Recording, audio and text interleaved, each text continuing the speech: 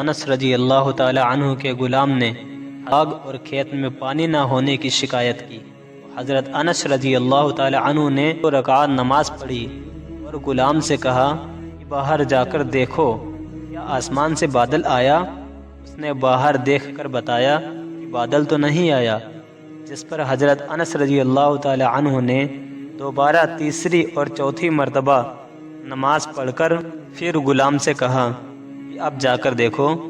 اس پر غلام نے آ کر بتایا کہ ہاں، چڑیا کے پر کے برابر ایک بادل نظر آ رہا ہے۔ یہ سن کر انہوں نے پھر نماز پڑھی تک دعا کرتے رہے۔